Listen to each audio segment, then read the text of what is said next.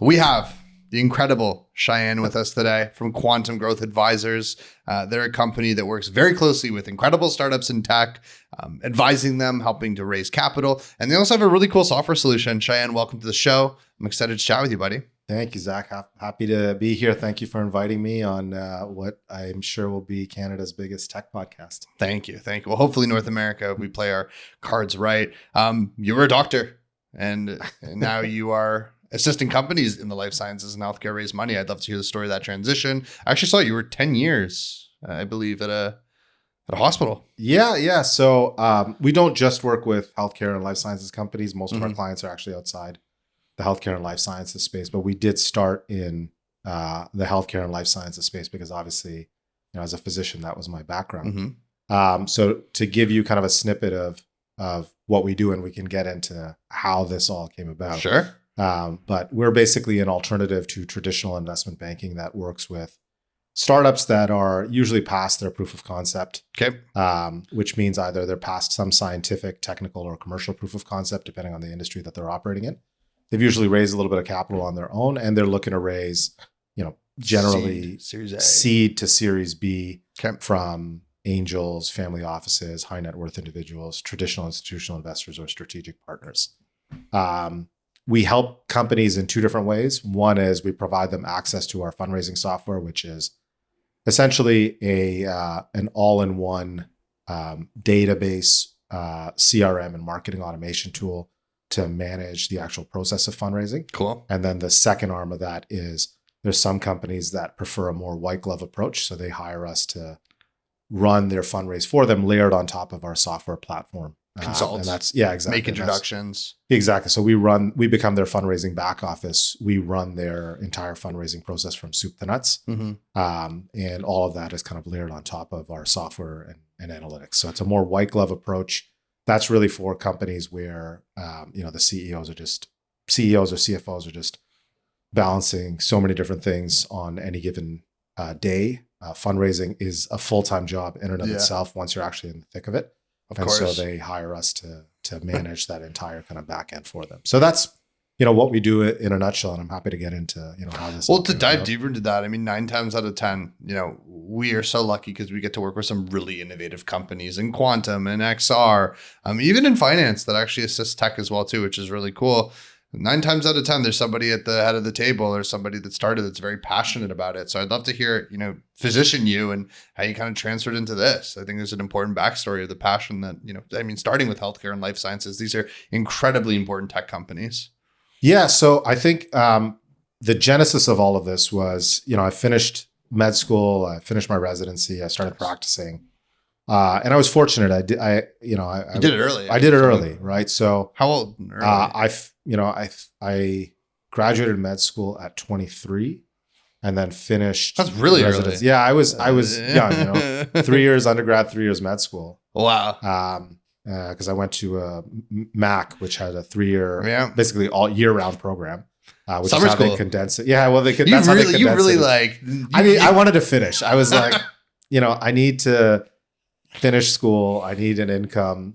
So we were at Mac in Hamilton. I was in Hamilton. Nice. Yeah. So I was fortunate enough to finish relatively early, and I was very frugal during my university years. Yes, as one is. Yeah. So didn't have too much debt, but managed to pay that off, and then had a bunch of time on my hands.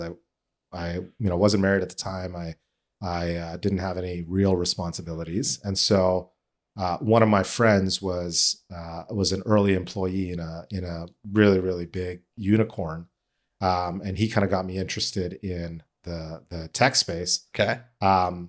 So I saw what he was doing. It seemed really, really interesting. Got to do a bunch of cool stuff all around the world. So I started attending startup events. Started doing a little bit of investing in startups and funds. Some of it went well.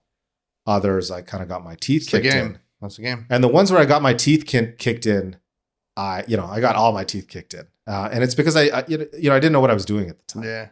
You're smart in one area and you're like, Yeah, what's a heart transplant? Yeah, exactly. It's just like, I was this young when I graduated, and tell me about, not to kick dirt in the wound, but yeah, I think it's super important what you can learn from failure just as much as success. I'd love to hear some things that maybe you jumped in, yeah, you got a good chunk of money, you were interested in a space. Like what mistakes did you make that you would never make again? Yeah, I think just thinking a good idea and a good product was good enough. Mm-hmm. And I didn't understand that, when I first got involved in this space. And so I made and one of the companies I made an investment in was a company called Bubble, which was a 360-degree camera. The technology was actually incredible for the time. And I looked at the trajectory of GoPro and I thought this was GoPro 2.0. Was it like stationary, or like it goes with you? You can take it with you. I went skydiving with it. I attached it to my wrist. And it was an incredible technology. Canadian company, really good branding, really good marketing.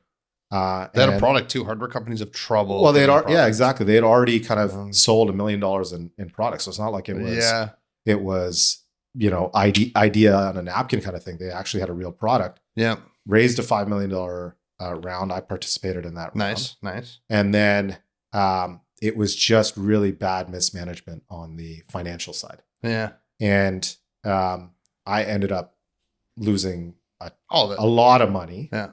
I managed to recoup some of it because, there was some things in there that they owed me money from different things. So, but it was an extremely painful experience because, like many people living in Toronto, living in Canada, classic immigrant story, immigrant background, right? So, my parents came here with not very much. They had to basically restart everything. Had really, kind of entry level jobs to begin with. Did well for a period of time. Then things got challenging again. Mm-hmm. And so when you're young, you don't really know it. But then when things get challenging, for your family, when you're a little bit older, that sense of being afraid of losing it all, it never leaves. Oh yeah. So that is always there, even to this day. Yeah. And so when I lost all that money, and it was a lot of money. Yeah. It was a painful experience. I'm sure. And the fact that the executive had basically misled me on some of the numbers. So bad. It's made it even worse because, I thought we were friends and, at the time, but that's the way people are. People are weird when it comes to money. Of course. And I didn't know that early on. So, I lost that money and I was like, it was a company that didn't need to fail. Mm-hmm. It came down to two things. Number one was execution. Okay. They're spending money on stupid things. What stupid things? Just unnecessary office space, unnecessary hires. Yes. The classic, they're burning through hundreds of $1,000s a month, Sure. which was totally unnecessary. Yeah. And then on top of that, the execution was lacking on the business side. Yeah. And I didn't know enough at the time when I was making additional investment to be able to do that due diligence on it. D&D, yeah. Yeah. So, I was like, this really didn't need to happen. It could have been a Canadian success story. Yeah.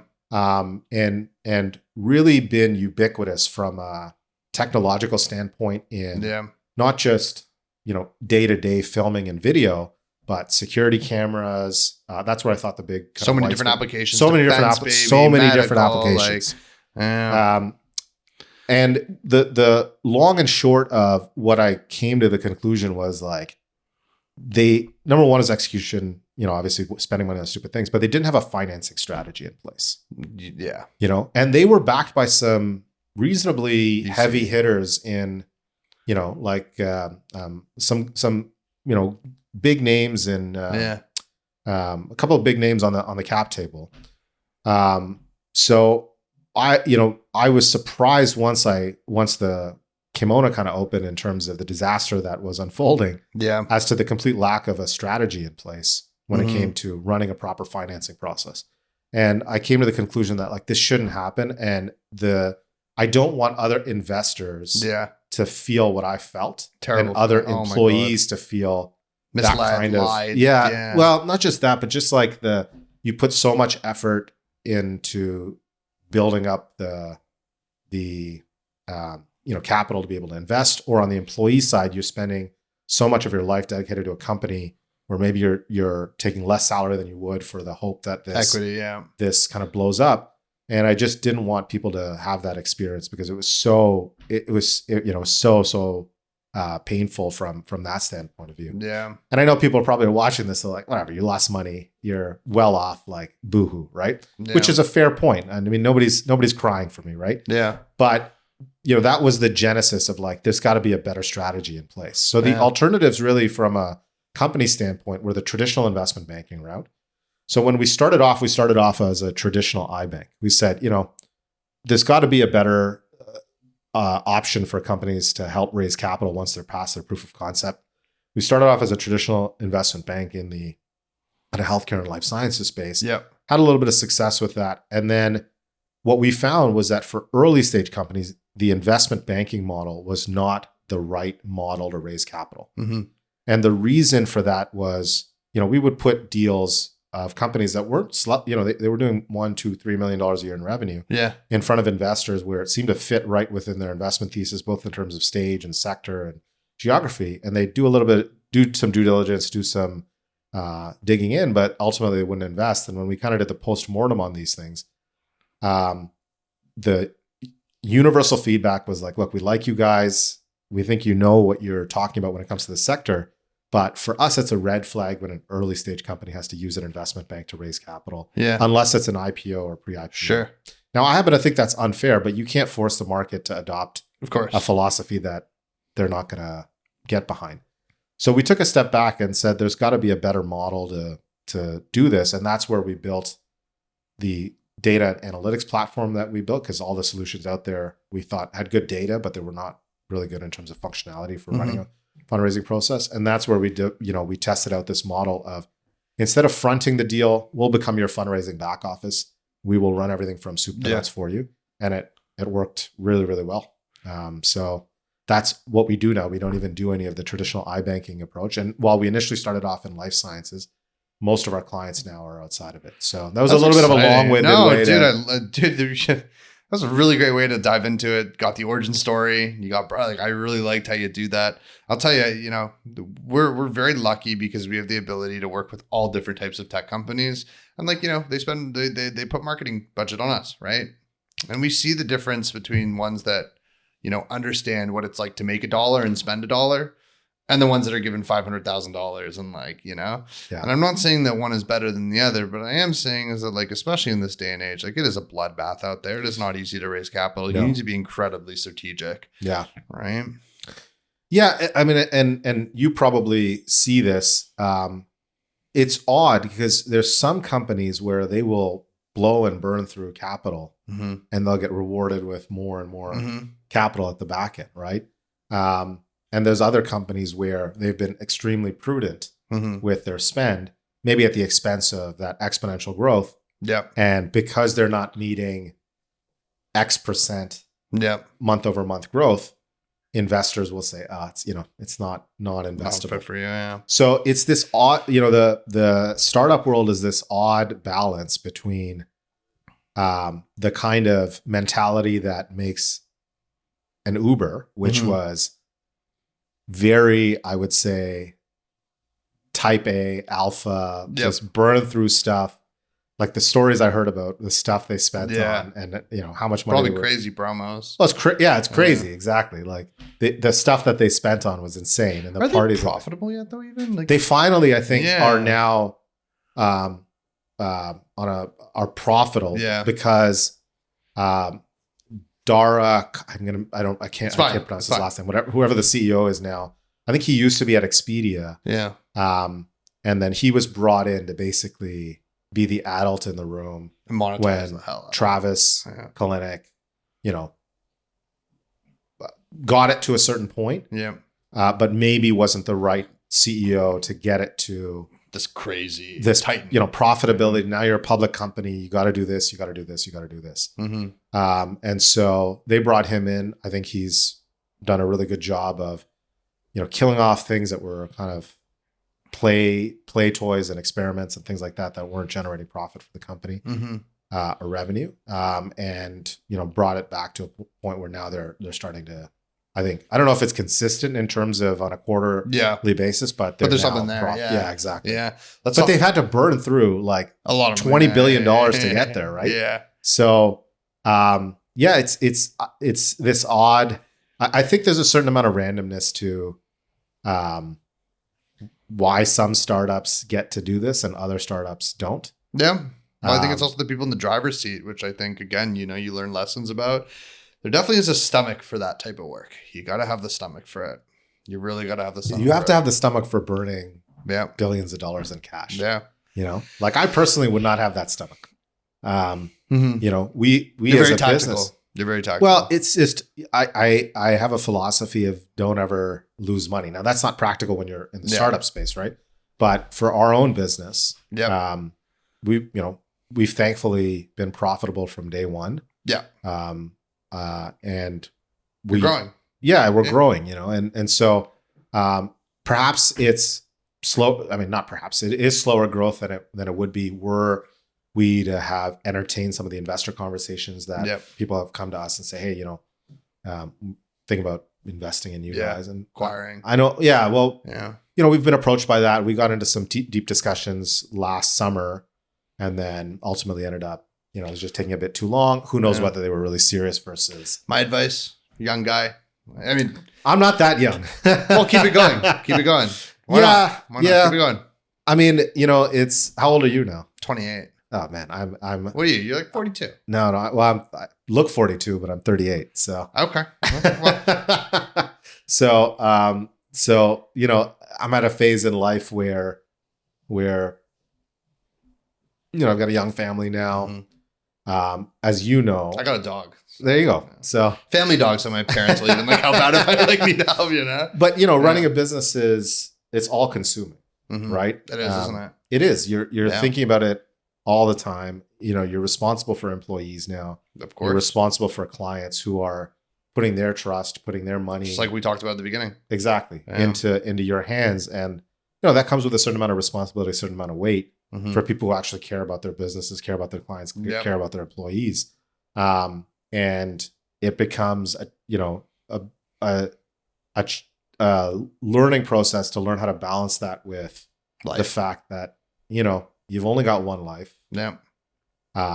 It's going to end at some point. Yes. You're not going to take any of this stuff with you. That's true. And a couple hundred years from now, nobody's going to really care what you did on That's true. June, That's true. 18th, 2024. Yeah. So let me ask you something, because I know you're in this space quite well. The companies that you're working with right now, a lot of them are tech. What are some exciting ones? So we have to. I can't give you the names because our engagements are confidential due to the nature of how we actually raise capital. But as a success case studies as well, if you want. Yeah. One of the companies that we're working with right now that we're they're in deep discussions now with a couple of funds, fingers crossed that'll cross the finish line. They're a Gen AI for financial planning. Okay. So one of the things I really like about technology is the ability to democratize things that were previously only accessible to the few. So whether it's data, whether it's advice, whether it's access to financial products, things along those lines, in the case of the fintech space. And that's what these guys are doing. So basically, a traditional financial planner costs X thousands of dollars. They won't work with you unless you're $500,000 plus in net worth. Yep. These guys have built a Gen AI that basically does the work of a top tier financial planner at a fraction of the cost. So now it's accessible to everybody. So they don't end up being 60 years old and having to live hand to mouth because they had a financial plan all along. Yeah. So that's one of the interesting startups that we're working with right now. We're working with we just finished a project with a drone company that has an agricultural product. Perfect. That basically they've created this technology that allows for both spot spraying and drone swarming to maintain crops and limit pesticide use. Nice. So the net result is, fewer greenhouse gases from not having the traditional spraying mechanisms of crop dusting and things along those lines. And I'm not sure how many people still do that anymore anyway. Mm-hmm. But also, the drones are on batteries, Mm-hmm. and they're more precise in terms of where they're spraying. So Yep. less pesticide use, better for the environment, better for the crops, better Yep. for the bottom line. Exciting. Yeah. So that's probably what excites you, I'm guessing, about But yeah, what food you tech, guys do, right? Because you were telling me agriculture is so about important. some of the startups that you were working with. I think you were saying you were working on working with a quantum computing startup, and that's probably the coolest part about the job, and that's why we like early stage stuff. Is you're kind of on the cutting edge of what's going to come next, and maybe change. Not going to change the world, but some small part of it. And Just life's boring, It's like, why not spend? I think you and I can both agree, like with what your work does and my work does. Like, I want to be around these guys or these people who are like just, So when we went into that room with a quantum computer, in the fridge, it's like so. Number one, the first thing I'll never forget is the sound that they make. Okay. And what you're listening to is a fridge that's cooling it has to be colder than space or space. And the reason they do like that, 0 Kelvin or something. yes, like exactly. And the reason they do that is A, they want to make sure that they're always testing on the same playing field, and B, the equipment obviously can heat up as well. Yeah. But it's like, what these machines are and what we're trying to do. If you think about like how far humanity has come from like sticks and stones to like atoms and particles, Yeah. it's very intense. Yeah. I'd be lying if I said I understood the concept of quantum computing. Like I can understand maybe a particle exists in 2 states simultaneously. And so theoretically then instead of computing everything on zeros and ones, you're able to do infinitely many calculations in a split second. I mean, I don't fully understand the quantum computing beyond the fact that there's tons of money going into it. Well, the power of the tech and the way that I explain it is like, let's say you're on the lake or whatever. Yeah. And you lose your phone. You got an hour to find your phone. How long is it going to take one of you to find that phone in the woods or whatever? Probably not find that phone. Yeah. But if there's 2 billion of you looking for the phone, maybe you can find it in 20 seconds. Yeah. And that's the best way to explain a quantum computer, right? So it's instead of just doing check there, check there, check there, it's you multiply yourself by 1 million people or whatever and just take the objective. And thus that's where the people a lot of like get hyped up about like, oh, like we can simulate millions and millions and millions of different cancer treatments for, and millions of different elements that maybe we want to create and millions of different solutions to climate change. So look, it's just like it's like such cool shit. Yeah. Right? And this company specifically, they're doing error correction. So again, like because these things are so hard to control, you get lost in the data of trying to compute these things. So their whole thing is like error correction of like, we should build a bigger qubit that understands error correction. So we'll be able to, for IBM, for example, like they want 3,000 qubits. Like these guys believe like, hey, like 700 will do it because they'll be bigger and the error correction is better. And again, error correction is more so just to understand it is like, because there's a lot of this like friction and crazy stuff happening. It's like going back and making sure that like, you're not spewing out bad data or the machine is working. Right. Yeah. I understand it at the high level. Yeah. I think at the, the anatomic the atomic level and the physics level, it goes over my head in terms of quantum computing because, I understand, electrons, neutrons, positrons, all that stuff. But this idea of a particle existing in 2 states and then therefore you can compute billions of calculations instantaneously and simultaneously. That I don't understand. Well, that the cat, leap, right? The Slozinger's cat, I think it's called. It's hard to understand. Yeah, this is the cat dying. Is it dead or is it alive? Well, it's both as of now. So yeah, it is quite. But I'll be honest with you, and I don't know if you work with any of these companies. My favorite technology is actually assistive technology. Also known as Able Tech. So these are companies like Neuralink that are helping people with problems. Just make them smile. Honestly, like at a high level, like why do I give a shit so much? Like why do I love this? Yeah. Like I watched this video from Neuralink of the guy who, was playing ping pong or something like that. But he talked about, and what stood out to me, it's like, I got to play it all night, just like the old, and like to that, it's like, holy shit, that's what this is all about. So, you know, company Trexo Robotics, like they help kids walk. Have you heard of Trexo? I've heard of Trexo. It's a Canadian company? Canadian company out of Mississauga. You ever want to go? We'd love to introduce you. It's an incredible company. I've seen them, yeah.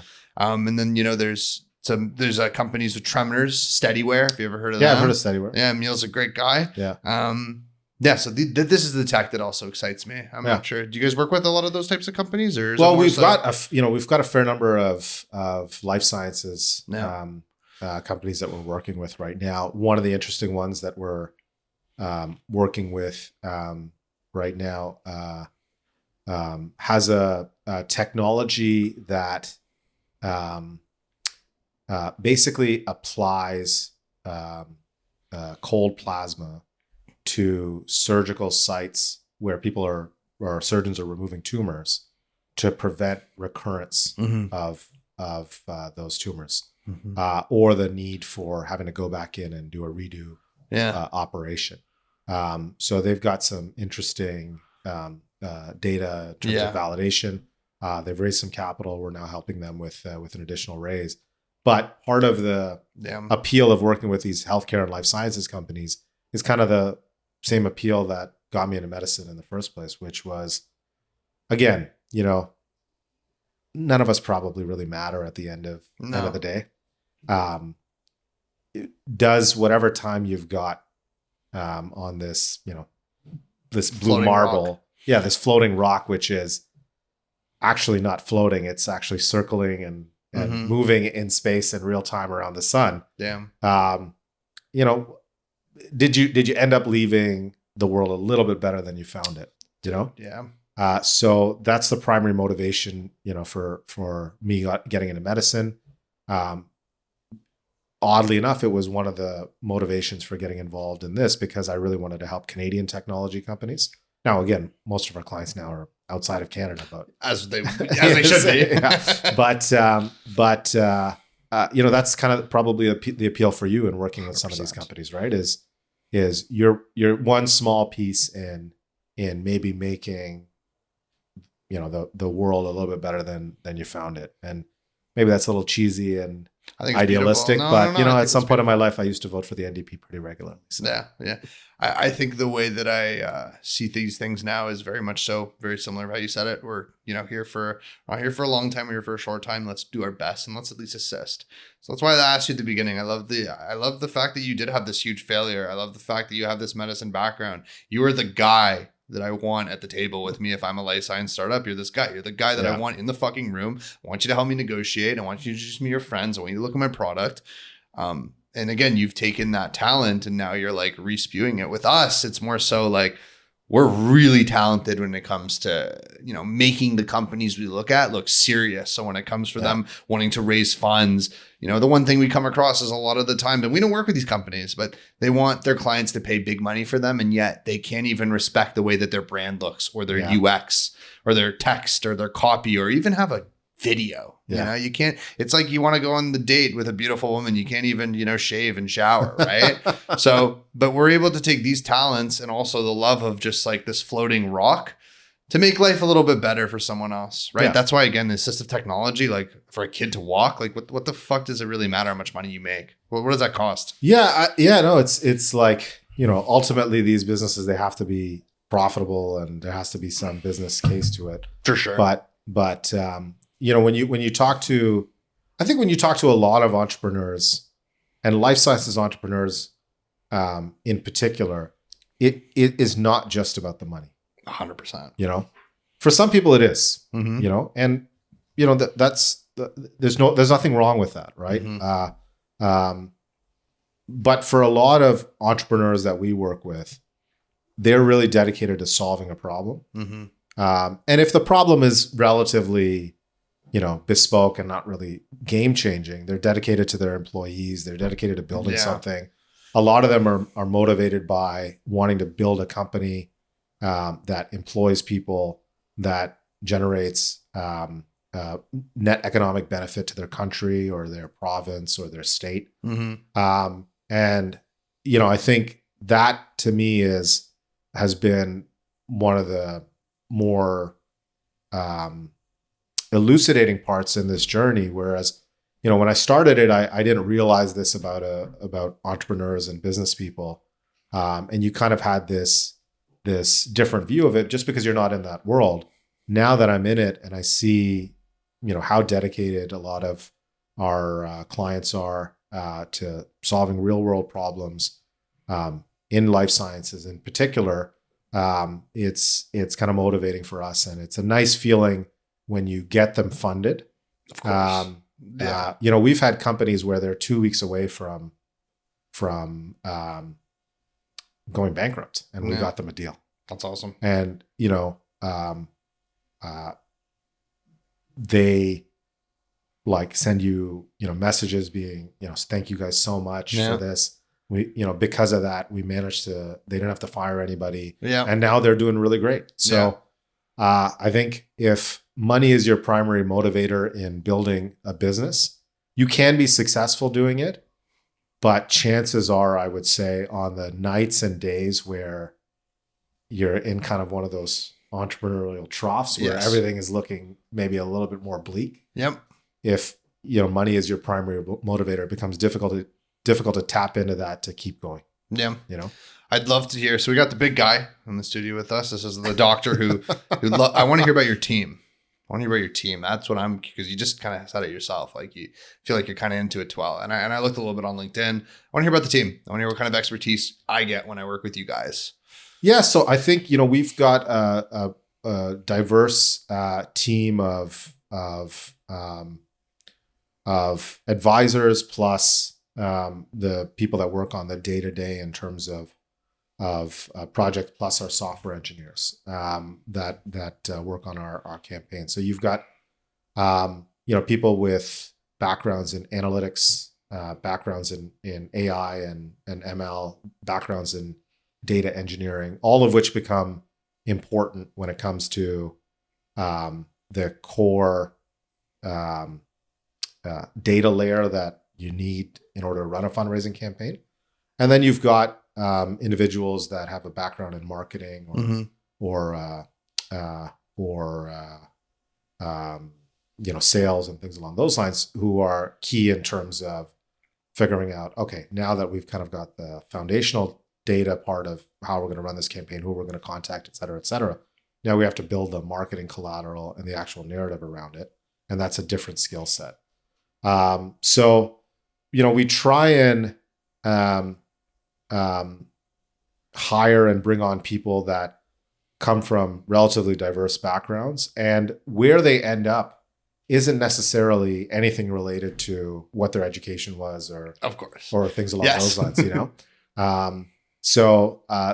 and again, that's one of the other things that I found in building our business is finding the right people is difficult. It's very, very challenging. And it's also risk too, right? You make the wrong hire. What is it like? What's the stat? There's something. It's like, honestly, for every 3 hires we make, 1 turns out. It's like UFT. Is that what they say? Like right? Exactly. Exactly. And it's not necessarily a fault of the employee that we hire that it doesn't work out. Sometimes it's your fault as the employer. Sometimes it's just not the right, what you think is their skill set, and when they actually get into the projects, doesn't actually end up panning out. So I would say that's been the most challenging part. The right hires where we've made them have been incredible for, not just the software and the technology, but, our business overall. And then the wrong hires have, kept you up times, at night. Kept us, up at night, set us back sometimes. And it is what it is. There's no way of predicting, I think, how, or maybe there is a way of predicting it, and there's some Gen AI solution out there that someone's developing where they'll look into, our hiring and employee patterns, and then plug it into their LinkedIn and some, voice and text analysis or something along those lines, and spit out, this is what's going to work for you. But I think it's like any other relationship in life. Ultimately, you'll only know once you start it. So I wanted to move back. Well, actually, I had a question about the software itself. Sure. I'm a founder. Like, why does it make sense? You know, if I don't want the white glove thing, if it's just not for me, I want to hear like what the benefits of using the software that you guys have created. And really, you know, I know it's hard because you're on a podcast and you can't like do a demo, but I just like a couple words, like how has it helped people? Like what's incredible about it? What's special about it? Yeah, so the software we've built is called TechTrack. If you guys want to check it out, the website's techtrackdata.com. You can book a demo and our team will walk you through how it works.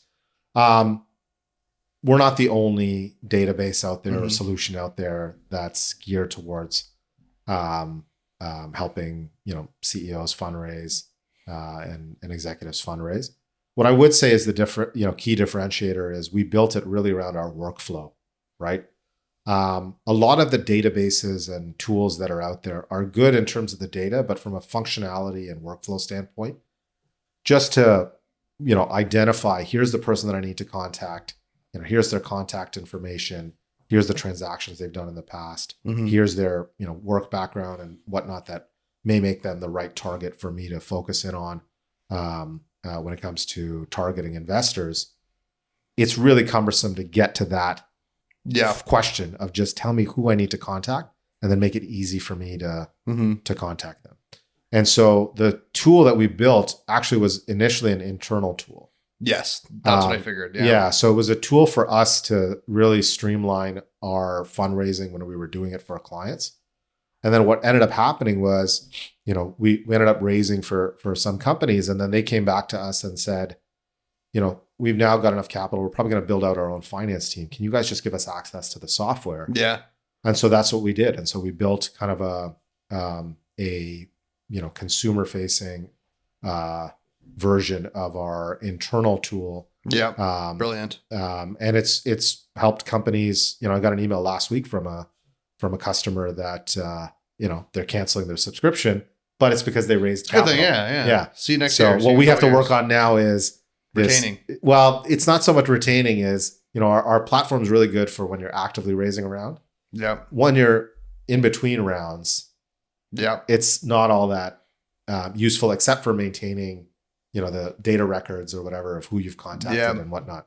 So the next evolution of our platform is going to be that in between, where you're going to be able to send, you know, newsletters to the investor list. That's why you said the market is you said it before. You said that the type of platform it is a CMS, or not a CMS, sorry, a marketing platform. It's basically a database, CRM, and marketing automation tool. Yeah.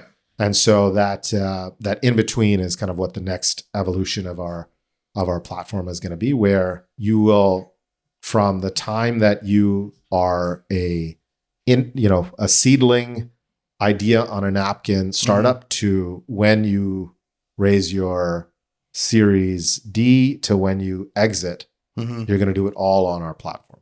And that's kind of the vision. Because again, it starts with it's expensive to build. Yeah. You know, we've probably put, I would say, almost $1 million of our own money in it. I was looking at your website and like there was a part that like read, like I think it was on the software, and it was like it started. Oh yeah, like the timeline. It's like we started putting tens of thousands of dollars. Yeah, no, this stuff is not cheap to do. No, like all in. I was looking at it last week. I mean, it's probably over $1 million now in terms of how much we've spent. Now, thankfully, we've been able to do it off of, you know, profits, but that's always where you want to be. Yeah, it's not cheap. It's not.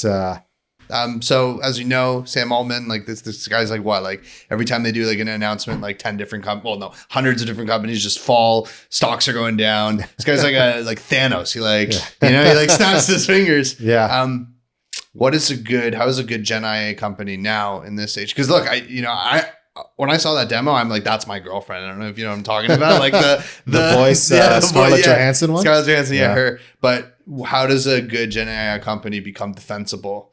I often think about Ada very often because it's just such a big company, and they were there doing. This is like the online customer service chat. So they're based in Toronto. I think they're based in Toronto. And I'm very curious. I mean, we don't have to talk about them specifically, but I'm just like, there's a lot of companies that I would be quite stressed out if you see what this guy Sam Altman's doing. It's crazy.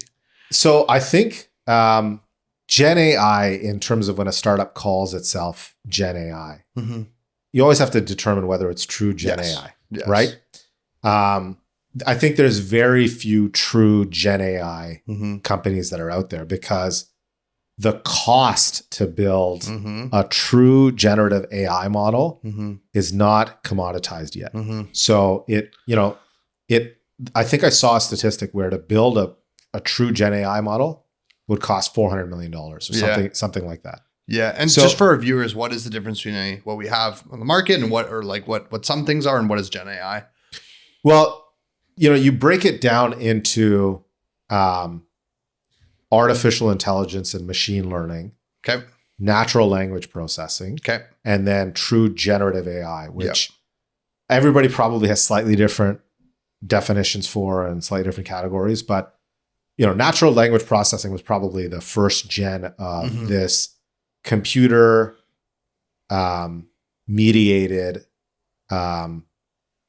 augmentation to human data analysis, Yep. where it took text or data, and then through NLP models and syntax was able to pull structured data from unstructured data. Mm-hmm. Then you have machine learning and AI, where it is pulling data or coming to conclusions, and then it iteratively learns the better way or the right way to come to that conclusion or spit out whatever output that you're looking for from that AI or ML model. Mm-hmm. Okay. And then the idea is you train it and then it just learns itself. Yep.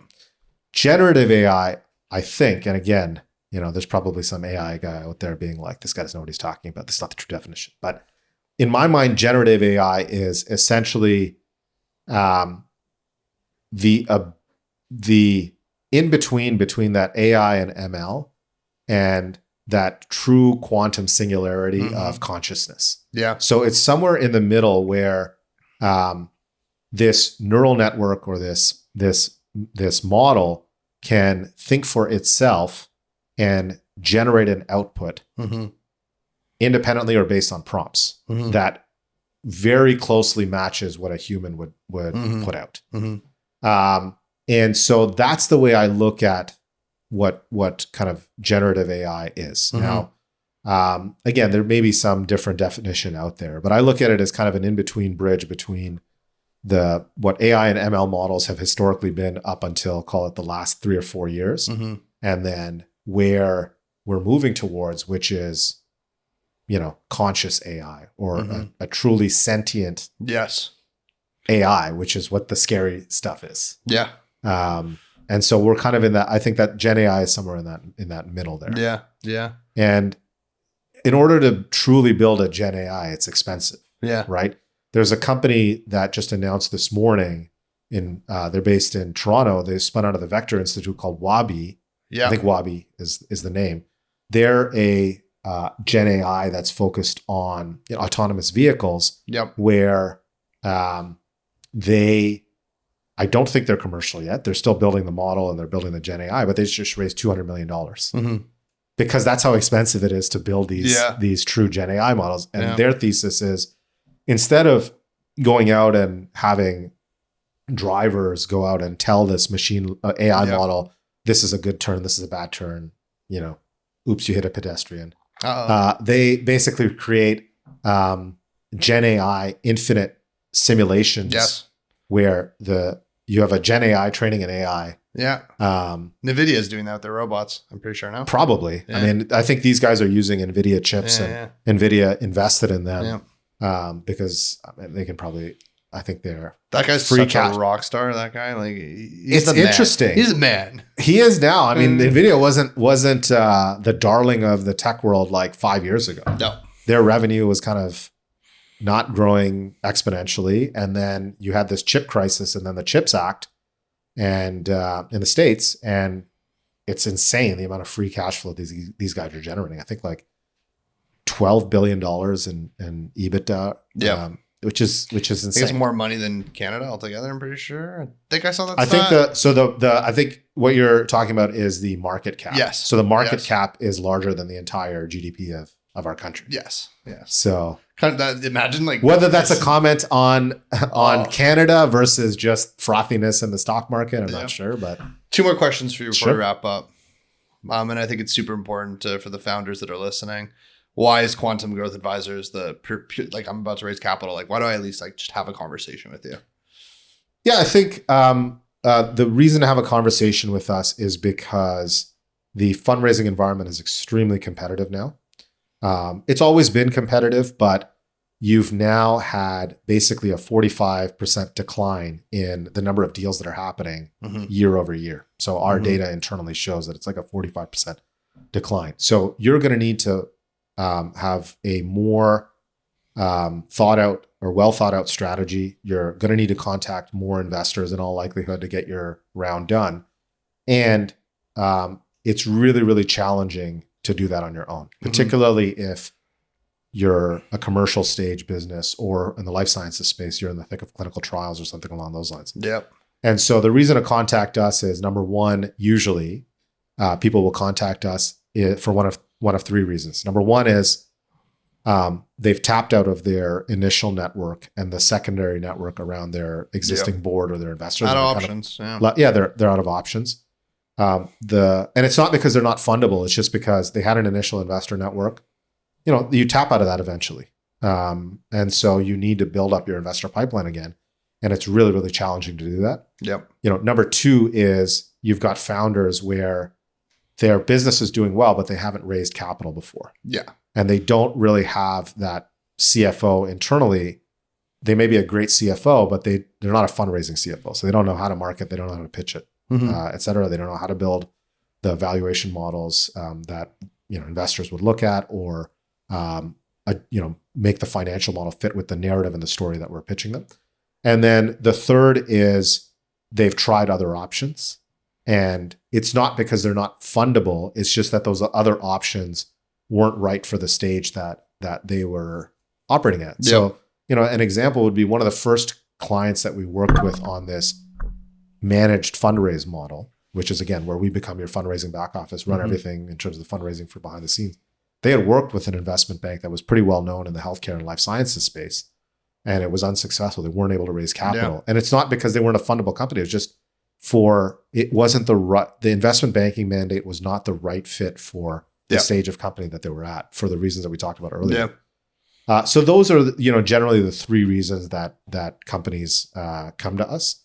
We're not for everybody. So the vast majority of referrals and the vast majority of clients that come through our system aren't a good fit for us to work with. And so at least on the white glove side, now pretty much anybody can use our database. It's good for most mandates. If you're raising more than, I'd say, $250,000. If you're raising less than that, at this point, probably not good use of your spend. Those are best done friends and family and whatnot. But the database is kind of for everybody. On the white glove service, we really want to work with companies that we want to get behind from just a philosophical standpoint. Yeah, we talked. And then B, we talked about that before. And then B, we think there's a reasonable chance of us getting them funded.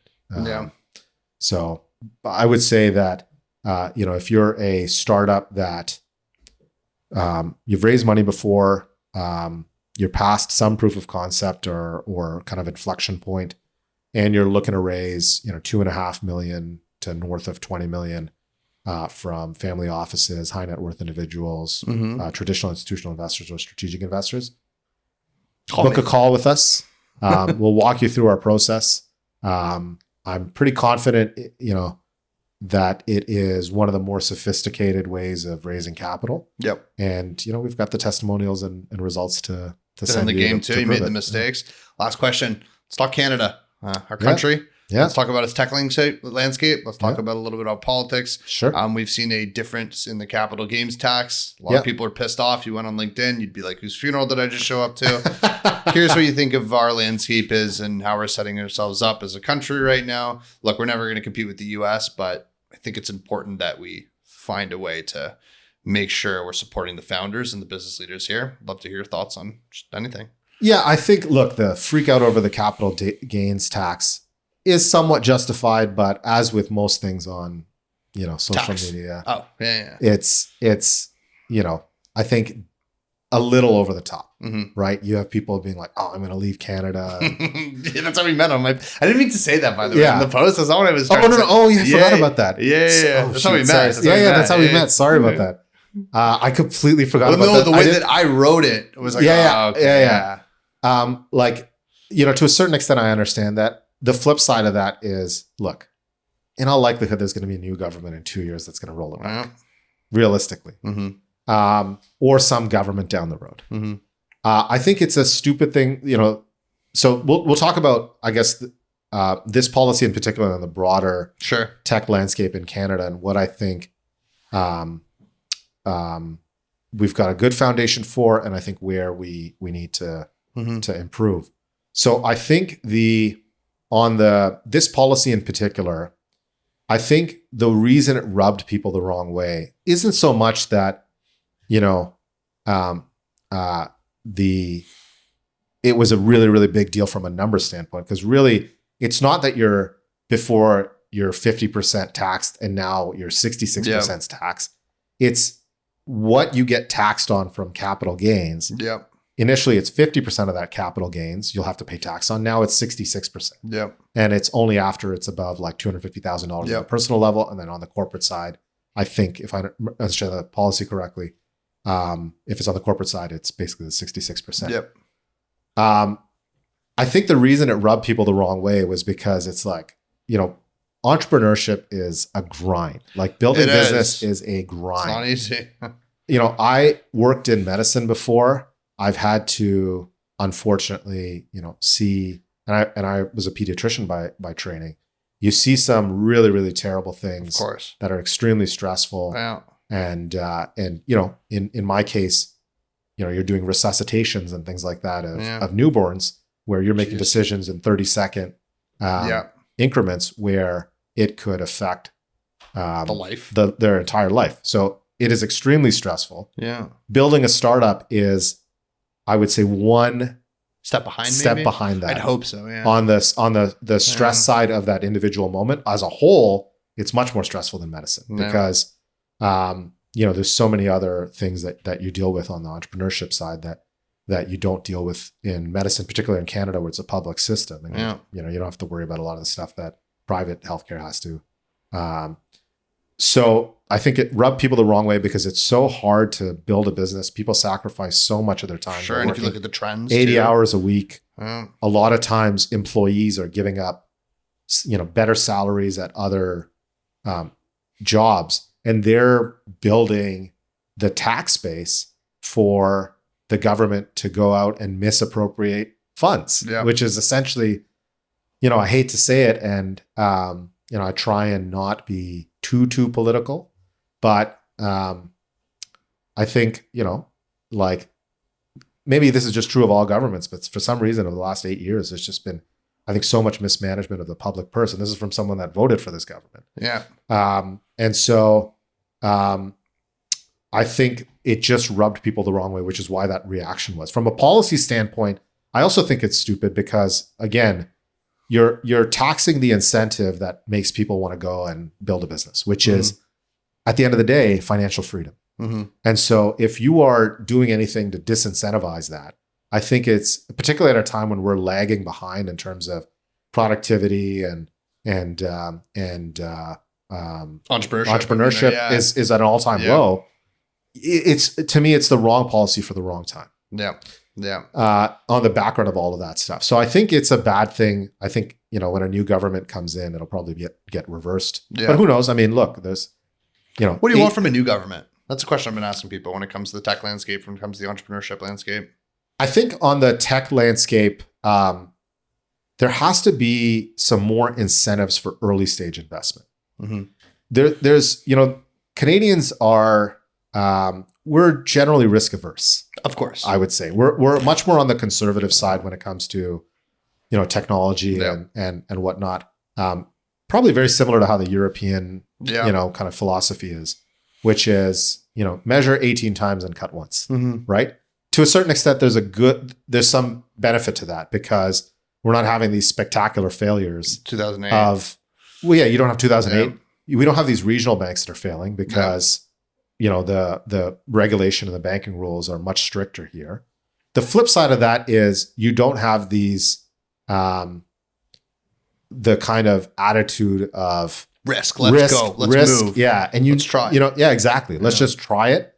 And I think what ends up happening is the proof of concept that Canadian companies need to get to get, what in the US would be a seed round, a pre-seed round, from a dollar standpoint, is just exponentially higher than what those companies need. So I think there needs to be some sort of tax incentive for early stage investing. There was a successful program, I think, in Massachusetts a decade or two ago, where they really wanted to make Massachusetts a hub for innovation. Harvard around around kind of like all the colleges and universities or whatever. There's a lot of IP there and stuff being done. They wanted to really incentivize I hope I'm getting the state wrong. If I'm not, I'll correct it afterwards. But they had this incentive where, for angel investments in X company, you would get a certain tax credit for it. And I think that's what we need to do. That's awesome. For early risk takers, there has to be some sort of incentive for people to invest early on. And then there has to be some buffer in case, things don't work out, where, you can, I think, maybe roll some of the losses into something years, whatever, in a couple of years down the road. I think that will be a good incentive on the entrepreneurship side. I think the second piece of that would be just better management of the fiscal purse, because I think what ends up happening is when we don't have. Look, the Canadian dollar is not the global reserve currency. No. We cannot keep printing money without consequence. Yes. The US can do that for the foreseeable future. And I'm happy to let them do that. Good for our business if they keep doing it. We can't be spending $60 million on We can't. apps, Yeah, exactly. right? It's insane. So what ends up happening is you have all these people that are working so hard for that 5% chance that there's this, big exit at the back end and financial freedom and generational wealth, and then they see how the dollars are getting spent, and it just, I think, it's a demotivating thing. Of course, what the hell, yeah. So I think if we can get better fiscal management, that'll be better policy on the incentives for people to start and grow their business. I think the shred program is a really good example of that. Isn't it cut? Sorry? Did it get cut or no? No, they just changed some of the rules on it. No. Shred program is one of the I think one of the better innovation programs. And we need more stuff like that to incentivize people to take that risk on 100%. The tax side. And then on the fiscal management side, I think we need that. And then I think the third side is, I hope whoever is the next prime minister is a little bit more unifying.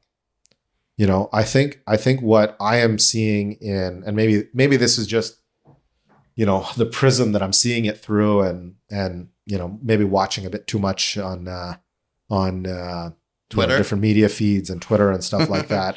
And I really do think that whatever's on social media, whether it's LinkedIn, Instagram, Twitter, Facebook, is not the real world. But to a certain extent, it is a reflection of some sentiments within that real world.